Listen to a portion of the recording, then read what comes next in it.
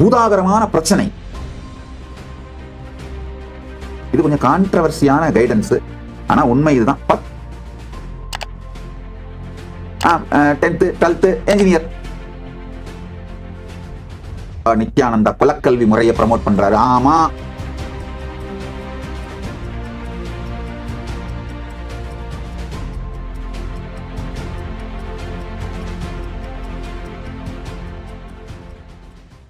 நிறைய பேரு இந்த சமூகம் சார்ந்த நிறைய பிரச்சனைகள், கேள்விகள் எல்லாம் கேட்டுட்டு இருக்கீங்க. இது கடந்த 14 நாள் சத்சங்கத்தோட மொத்த கொஸ்டின்ஸ், கமெண்ட்ஸ் எல்லாம் ஏஐ மூலமா ஸ்கிராப் பண்ணி சென்டிமெண்டல் அனாலிசிஸ் பண்ணி கிளாசிஃபை பண்ணும்போது வருகின்ற ஒரு மிகப்பெரிய பூதாகரமான பிரச்சனை, மக்கள் என்கிட்ட எடுத்துட்டு வந்து தீர்வை எதிர்பார்க்கின்ற பிரச்சனை. பரமாத்வைதம், பரமானுபூதி, அதையெல்லாம் விட மக்கள் இதுதான் நிறைய பேர் கேட்கறீங்க. ஒரு ஐடியல் வாழ்க்கை முறையை சொல்லிடுறேங்க. இதுல என்னென்னலாம் உங்களால உபயோகப்படுத்த முடியுமோ, கடைபிடிக்க முடியுமோ, அதெல்லாம் மேனிஃபெஸ்ட் பண்ணுங்க. முதல் விஷயம், 40 வயசுக்குள்ள இருந்தா 1 வருஷம் இந்தியா முழுக்க பரிவராஜ் யாத்திரை போங்க. கல்யாணம் ஆனவரா இருந்தா உங்களுடைய கணவனையோ மனைவியோ துணையையும் கன்வின்ஸ் பண்ணி கூட கூட்டு போங்க. ஒண்ணு. கல்யாணம் ஆகாதவரா இருந்தா கட்டாயமா இந்த 1 வருஷம் பரிவராஜ் யாத்திரை பண்ணிட்டு கல்யாணம் பண்ணிக்கோங்க. இல்ல கல்யாணம் ஆகல சாமியான கேர்ள் ஃப்ரெண்ட் பாய் ஃப்ரெண்ட் இருக்காங்க, நிச்சயம் ஆயிடுச்சு, அப்ப 2 பேரும் என்ன பண்ணுங்க, இந்த மாதிரி 1 வருஷம் இந்த மாதிரி யாத்திரை பண்ணிட்டு அப்புறம் கல்யாணம் பண்ணிக்கோங்க. ஒன்னாவே யாத்திரை பண்ணுங்க, அதுக்கப்புறம் கல்யாணம் பண்ணிக்கோங்க. காரணம் என்னன்னா, உங்களுடைய உறவை முழுமையாக்கி உயிர் மலர்ந்துருங்க. செல்போனை மாத்திக்கிறதுக்கு பயந்து வாழ்ந்துட்டு இருக்க அந்த உறவு இல்லைங்க, உங்க மனசையே மாத்திக்கிட்டு, இந்த என் மனசோட நீ ஒரு 10 நாள் வாழ, இந்த உன் மனசை எனக்கு கொடு, நான் அதோட ஒரு 10 நாள் வாழறேன், அந்த மாதிரி வாழக்கூடிய உறவா மாறிடுங்க. இது மாதிரி ஆழமான உறவை உருவாக்குங்க. அந்த மாதிரி உறவை உருவாக்குறதுக்கு ஸ்ரத்தையோ தைரியமோ அதெல்லாம் எதுவும் இல்லைன்னா ஒண்ணும் வேணாம், தூக்கி போட்டு சன்னியாசி ஆயிடுங்க. அப்போ உங்களுக்குள்ள உட்கார்ந்து ஆழ்ந்து தவத்தாலும் யோக தியானம் மற்ற ஆன்மீக பயிற்சிகளாலும் வாழ்க்கையோட அடுத்த நிலை பரிமாணத்துக்கு போற வேலையை கவனிக்கலாம். ஆனா ஏதாவது ஒண்ணு ஸ்ரத்தையோட பண்ணுங்க. அடுத்து, இனிமையா கல்யாணம் ஆகி செட்டில் ஆயிடுச்சா, 2 பேரும் சேர்ந்து உழைச்சி உங்களுடைய சொந்த நிறுவனத்தை கட்டமையுங்கள், உருவாக்குங்க. தயவு செஞ்சு இன்னொருத்தருக்கு வேலை செய்யாதீங்க. கணவனும் மனைவியும் சேர்ந்து உழைங்க. நீங்க உங்களுடைய சொந்தமான வருமானத்திற்கான சகலவிதமான அமைப்பையும் உருவாக்கிக்கோங்க. சில பேர் கேட்டிருக்கீங்க, நாம மத்தவங்களுக்கு வேலை கொடுத்தா அப்ப அவங்களுக்கு நாம அநீதி இழைக்கிற மாதிரி இல்லையா? நான் சொல்றதை கேட்டு எல்லாரும் புத்திசாலியா மாறி சுய தொழில் சுயமான நிறுவனத்தை உருவாக்க அளவுக்கு தைரியமா வந்துட மாட்டாங்க. அந்த மாதிரி வராதவங்க மத்தவங்களுக்கு தான் வேலை செஞ்சாகணும். சொல்றதை கேட்கறவங்க புத்திசாலி ஆயிருக்கவங்க தெரிஞ்சு தெளிச்சுக்கோங்க, உங்களை காப்பாத்திக்கோங்க, அவ்வளவுதான். மற்றொருவருக்கு வேலை செய்யாம உங்க வாழ்க்கையை நீங்களே உழைச்சி நீங்களே கட்டமைச்சு உங்க பொருளாதாரத்தை நீங்க சம்பாதிக்கிற மாதிரி நிறுவனங்களை வாழ்க்கை அமைச்சுட்டீங்கன்னா அப்ப என்ன ஆகுனாங்கயா, நம்ம உயிர் முதிர்ச்சி அடை. ஒவ்வொரு வருஷமும் நம்முடைய மனம், நம்முடைய உடல், நம்முடைய கான்சியஸ்னஸ் எல்லாம் முதிர்ச்சி அடையுது. இது முதிர்ச்சி அடையும் போது ஏற்படுகின்ற பலனை நீங்களே அனுபவிக்கணுங்கயா. நீங்க யாருக்கு வேலை செய்றீங்களோ அவன் அனுபவிச்சுட்டு இருப்பான். இல்லைன்னா நீங்கள் அடையும் முதிர்ச்சியின் பலனை நீங்களே அனுபவிக்கணும்னா சுய தொழிலோடு இயங்குங்கள். இப்ப என்ன ஆகுன்னா, சொசைட்டில அடுத்து வர்ற லேட்டஸ்ட் ட்ரெண்ட் என்னன்னாங்கயா, ஆயிரக்கணக்கான சுய தொழில் செய்கிற ஃப்ரீலான்சர்ஸ் ஒன்னா சேர்ந்து ஒருத்தருக்கு ஒருத்தர் ஹெல்ப் பண்ணிக்கிற லார்ஜ் இண்டஸ்ட்ரீஸா மாறுவாங்க. அதுதான் ஐடியல் சொசைட்டிங்க. கணவனும் மனைவியும் சேர்ந்து உழைத்து ஒன்றை உருவாக்குனீங்கன்னா உங்கள் உயிர்மை மேம்படும். The girl who makes his man a king will live as a queen. The girl who keeps his man as a slave will live ever as a slave's wife. That's all.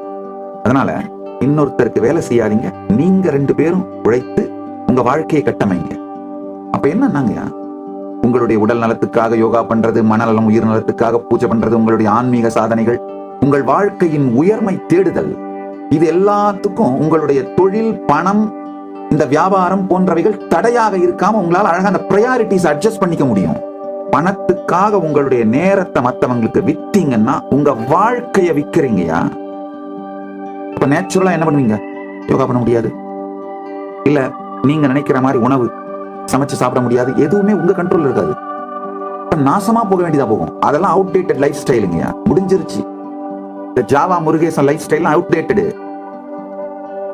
ஒரு வாரத்துல, ஒரு மாசத்துல 2 wheeler, 3வது மாசத்துல car, ஒரு வருஷத்துக்கு அப்புறம் apartment. அதெல்லாம் அவுடேட்டடு. பண்ணிட்டு என்ன பண்ணுவ? அது மொத்தமுமே உங்ககிட்ட சாவி இருக்கிற உன்னுடைய கிரேவியார்டு. அவ்வளவுதான். வாழ்க்கைக்கு தேவையானது எல்லாம் பெற்று வாழ்வை இழந்தவன் கதை போலே. லைஃப பில்ட் பண்றதே அவ்வளவு ரசனையோடையும் ஆனந்தத்தோடையும் பில்ட் ஆகணுங்க. அதுக்கு அடுத்தது இது கொஞ்சம் கான்ட்ரவர்சியான கைடன்ஸ், ஆனா உண்மை இதுதான். 10 குழந்தை பெற்றுக்கோங்க. 10 குழந்தை பெற்றுக்கோங்க. ஸ்கூலுக்குலாம் அனுப்பாதீங்க, ஹோம் ஸ்கூலிங் பண்ணுங்க. சுய தொழில் நடத்துறவங்களால கட்டாயமா இது எல்லாத்தையும் அழகா மேனேஜ் பண்ண முடியும். இப்பெல்லாம் ஏஐ டூல்ஸ் நிறைய வந்துருச்சுங்க. உங்க லைஃப் ஆர்கனைஸ் பண்ணிக்கிறதுக்கும், டிசிப்ளின்டா நடத்துறதுக்கும், உங்க லைஃபை பியூட்டிஃபுல்லா மேனேஜ் பண்ணிக்கிறதுக்கும் எல்லாமே வந்துருச்சுங்க. அழகா மேனேஜ் பண்ண முடியும். பிரான்சைஸ் பண்ண வேண்டிய விஷயங்களை பிரான்சைஸ் பண்ணி விடுங்க. குழந்தைங்களை வளர்க்கறத பிரான்சைஸ் பண்ணி விடாதீங்க. நீங்க வளர்க்கலன்னா சோசியல் மீடியாவும், வீடியோ கேம்ஸும், என்டர்டெயின்மெண்ட் இண்டஸ்ட்ரி உங்க குழந்தைங்களை வளர்க்கும். அப்புறம் நாசமா போயிருச்சுன்னு நடுத்தரில் உட்காந்து அழுதுட்டு இருந்தா என்ன புண்ணியம்? நீங்க வளர்க்கல, யாரோ வளர்த்தாங்க, அப்புறம் என்ன ஆகும்? அது அப்படிதான் போகும். 10 குழந்தைங்களை பெற்றுட்டு நல்லா ஹோம் ஸ்கூலிங் பண்ணி குழந்தைங்க ஒவ்வொன்றுத்துக்கும் அதனுடைய தனித்தன்மைகளை கண்டுபிடிக்க வச்சு அந்த ஃபீல்டில் எக்ஸல் பண்ண வைக்கிறதுங்க. எப்ப பார்த்தாலும் இந்த மெக்கல்லே தருதர முடிச்ச என்ன பண்ணாலும் என்ஜினியர் ஆக்கு, எல்லாத்தையும் 10th 12th என்ஜினியர். அவன் என்ஜினியர் ஆனா என்ன பண்ணுவான்? போற மாதிரி நின்று இருப்பான். என்ன பண்றதுன்னு தெரியாது வாழ்க்கையில. ஒரு மனுஷன் 25 வருஷம் எல்லாம் உபயோகமில்லாத ஒரு கல்விக்காக வீணடிக்கலாமாங்க. குழந்தைங்களை வளர்க்கும் பொழுதே ஏஐ மூலமா எஜுகேட் பண்ணி உங்களுடைய பிசினஸோட பாகமா மாத்தி வளரும் பொழுதேங்கய்யா உடலுக்கு தேவையானது, மனதுக்கு தேவையானது, உடல் நலம் இருக்க, மனநலம் இருக்க, பொருளாதார வளத்தோடு வாழ பிராக்டிக்கலா உங்க பிசினஸ் கத்து கொடுத்தே பிசினஸோடய வளர்த்துருங்கயா. உடனே இப்ப கமெண்ட் கொடுங்க, நித்யானந்தா குலக்கல்வி முறையை ப்ரமோட் பண்றாரு. ஆமா, அதுதான் பண்றேன். லைஃப்ல ரொம்ப சக்சஸ்ஃபுல்லா இருக்க எல்லாரையும் பாருங்க, பிசினஸ் மேன் ஆகட்டும், பொலிட்டீஷியன்ஸ் ஆகட்டும், பேரெல்லாம் நான் தனியா சொல்லல, அத்தனை பேரும் பாருங்க குலக்கல்வி முறையால் தான் வெற்றி அடைந்திருக்கிறார்கள். செகண்ட் தேர்ட் ஜெனரேஷன்ல தான் எக்ஸ்பர்டைஸ் டெவலப் ஆகுங்கயா, ஸ்பெஷலைசேஷன் டெவலப் ஆகுங்க. இதான் உண்மைங்கயா.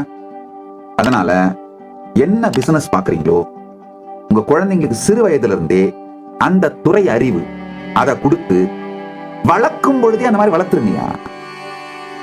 அப்போ அவங்களுடைய டேஸ்ட் உங்களுக்கு தெரிஞ்சு போயிடும். சோ இது மாதிரியான ஒரு டைட் நிட் லார்ஜ் ஃபேமிலியா உருவாகுங்க. வாழ்க்கை முழுமையடையுங்க. அப்ப பூமியை விட்டுட்டு போகும்பொழுது, நீங்க கைலாசம் போகும்பொழுது, ஆஹா வந்ததற்கு மிக பெரும் நல் செயல் செய்தேன், இந்த குழந்தைகள் இந்த தர்மத்தை தொடர்ந்து நிகழ்த்துவார்கள்னு உங்களுடைய வம்சம் உங்களை கொண்டாட, நீங்கள் உங்கள் வம்சத்தின் மீது மிகுந்த ஸ்ரத்தையும் நம்பிக்கையும் உங்கள் வாழ்க்கை முழுமையடைந்தது என்கின்ற ஆனந்தத்தோட கைலாசம் போவீங்க. அவங்களும் தொடர்ந்து அவங்களுக்கு உங்க மேல இருக்கிற ஸ்ரத்தையினால சிராத்தம் கொடுத்து உங்களுக்கு பித்ருகர்மாக்கள் தொடர்ந்து செஞ்சுக்கிட்டே இருப்பாங்க. நீங்க எந்த வெர்டிகல் டைம் ஜோன் மேலுலகங்கள்ல பயணிச்சுட்டு இருந்தாலும் அங்கிருந்தே உங்களுடைய ஆழ்ந்த உணர்வோடு, சக்தியோடு, அன்போடு இவர்களை கருணையோடு ஆசீர்வாதம் பண்ணிட்டே இருப்பீங்க. இதுதாங்க நம்ம வாழ்க்கை முறை. இதுதாங்க சனாதன இந்து தர்மத்தின் வாழ்க்கை முறைங்க. கைலாசாவின் குடியுரிமையை பெற இணையுங்கள்.